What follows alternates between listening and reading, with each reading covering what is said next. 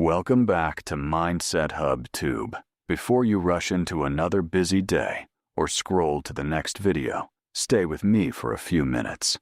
Somewhere in this story, you may recognize a part of yourself that has been quietly waiting to be seen. Have you ever looked at your life and wondered why everyone else seems to be moving forward while you feel stuck in the same place? You work hard, you dream big, yet every morning feels like a replay of yesterday. Slowly, you begin to believe that maybe this is all life has planned for you.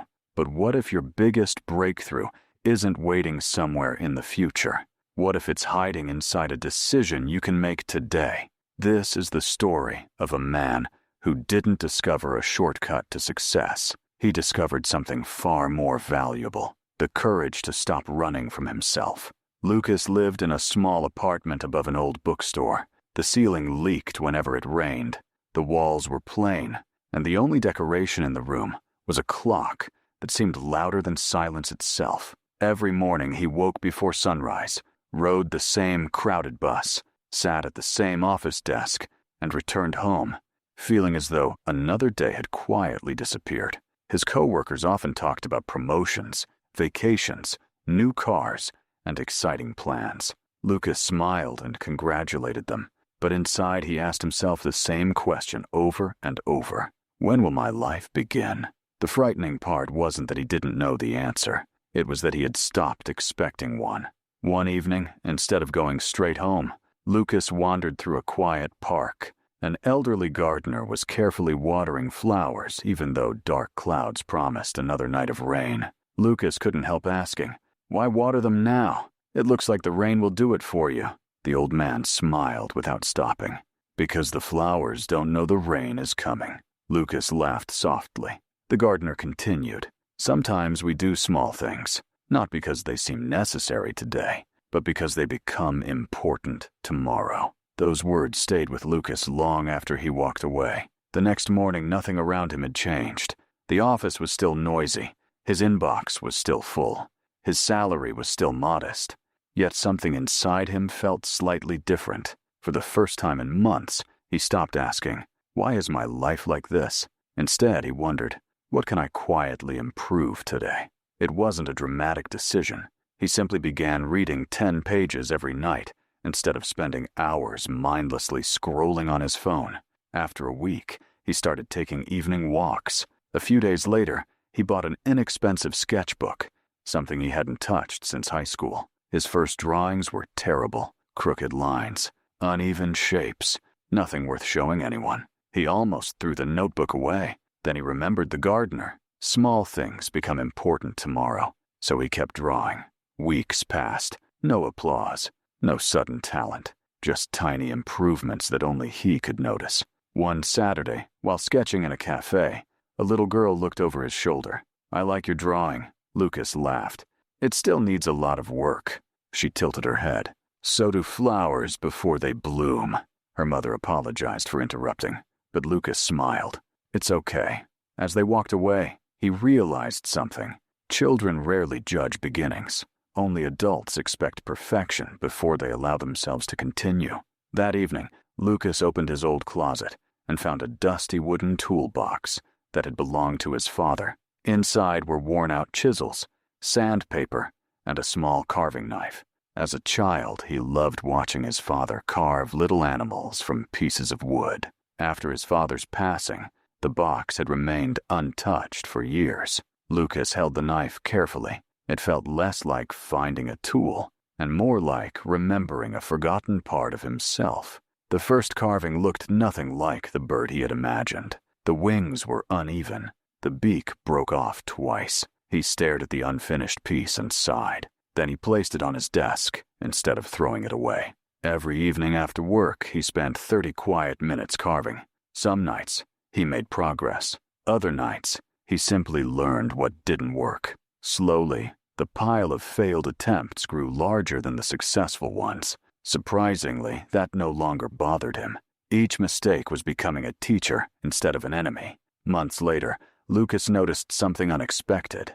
The carvings weren't the only things changing. He had become more patient, more focused, less interested in comparing himself to others. His life outside still looked ordinary, but inside, a new foundation was quietly forming. Then, life tested him. The company announced budget cuts. Rumors of layoffs spread through every hallway.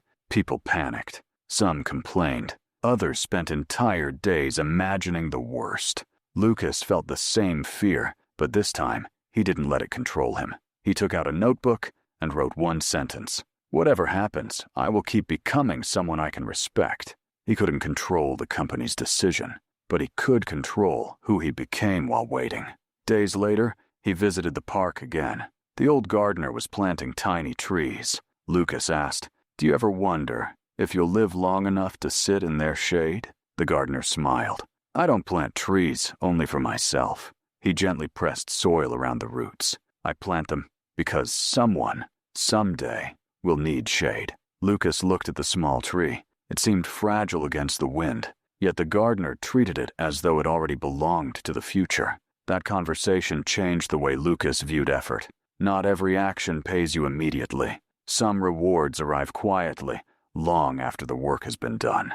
Inspired, Lucas began spending weekends teaching neighborhood children how to sketch and carve simple wooden figures. At first, only 2 children came. The following week, there were 4, then 7. Soon, parents stayed to watch. The room filled with laughter, mistakes, questions, and imagination. Lucas realized he wasn't just teaching art. He was giving people permission to begin without fear. One afternoon, a shy teenage boy stayed behind after class. He held a rough wooden fox in his hands. "I'm not very good," he whispered. Lucas smiled. "Neither was I." The boy looked surprised. "But yours look amazing." Lucas picked up his very first carving from a nearby shelf. It was cracked, uneven, and barely recognizable. "I kept this to remind myself where confidence really comes from." The boy stared at it. "You never threw it away?" Lucas shook his head.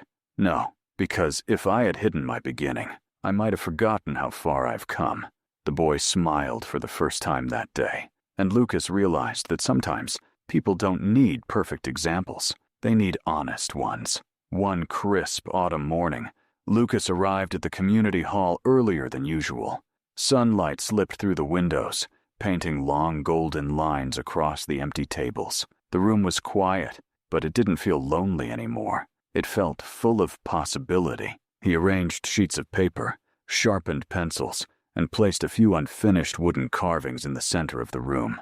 He no longer displayed only his best work. He wanted people to see the rough edges, the cracks, and the mistakes, because those pieces told a story that polished ones never could. As people slowly arrived, Lucas noticed something. A young mother carrying a sleeping baby, an elderly man who had recently retired, a college student who admitted he had spent years comparing himself to everyone online, a nurse who said she hadn't made anything with her hands in almost a decade. They all looked different, but behind their smiles lived the same silent question. Is it too late for me? Lucas didn't answer that question with a speech. Instead, he handed each of them a blank piece of paper. Let's begin. At first, the room was filled with hesitation. People erased more than they drew. They apologized every time a line looked wrong. They laughed nervously.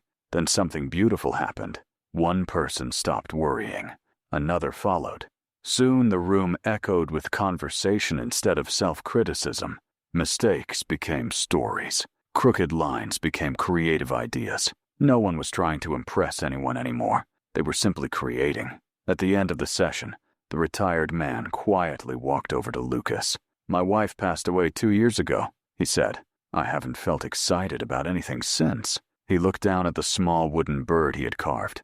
"This is the first thing I've finished in a long time." Lucas placed a hand on his shoulder. "It isn't just a bird. It's proof that your story is still being written." The man's eyes filled with tears. He nodded without saying another word. That evening, Lucas walked home beneath a sky painted with shades of orange and purple. The city looked exactly the same as it had a year ago. The traffic still rushed. The buildings still stood. People still hurried toward tomorrow. Yet everything felt different. Not because the world had changed.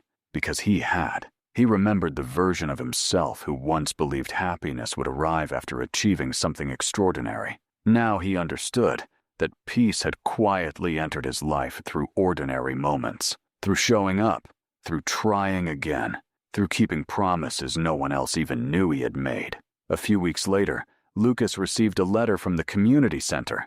Inside was a collection of handwritten notes from people who had attended his workshops. One read, "I stopped waiting to feel talented before I started creating." Another said, "My daughter and I now spend every Sunday drawing together instead of sitting on our phones." A third simply read, "Thank you for reminding me that beginning is enough." Lucas folded the letters carefully. For a long time he stared out the window. He realized that success wasn't measured only by what you build. Sometimes it's measured by what you awaken in someone else. Years passed. The little weekend workshop grew into a creative community. People who had once arrived filled with fear now encouraged newcomers. The teenage boy who doubted himself became an art teacher. The nurse started painting landscapes in her free time. The retired man carved dozens of wooden birds and donated them to children in hospitals. Every person carried the light forward in their own way. One evening, after everyone had gone home, Lucas remained alone in the workshop. He looked around the room. The shelves were filled with handmade creations. Some were polished, some were imperfect. Every single one carried fingerprints. Every single one carried courage. He smiled and whispered to himself, "None of these existed because someone was fearless. They exist because someone chose not to quit." As he locked the door, he noticed a small seed pushing through a crack in the concrete outside. No one had planted it. No one was taking care of it. Yet somehow, it had found enough strength to grow. Lucas knelt beside it for a moment. Life has a remarkable way of moving toward the light. Perhaps people do too, not all at once, not without struggle, but one small choice at a time. If you're listening to this today while feeling lost, if you're carrying disappointment that no one else can see, if you've convinced yourself that you've missed your chance, remember this. You don't need a perfect plan before taking the first step. You don't need everyone to believe in you before believing in yourself. You don't need yesterday to be different in order to make tomorrow better. Every meaningful journey begins quietly, with one decision, one habit, one honest effort, one more attempt after failure. The strongest version of you isn't waiting somewhere far away. It's being shaped by the choices you make when nobody is watching. There will be days when progress feels invisible. Keep going. There will be moments when doubt speaks louder than hope. Keep going. There will be seasons when the results arrive slower than you expected. Keep going, because one day you'll look back and realize that the life you wanted wasn't built in a single breakthrough. It was built through hundreds of ordinary days when you chose courage over comfort, action over excuses, and growth over fear. Never underestimate the quiet power of consistency. Never underestimate the value of beginning again. And never underestimate yourself. Your future isn't asking you to be perfect. It's asking you to be present, to learn, to adapt, to keep moving, even if the steps are small. One day those small steps will become a path.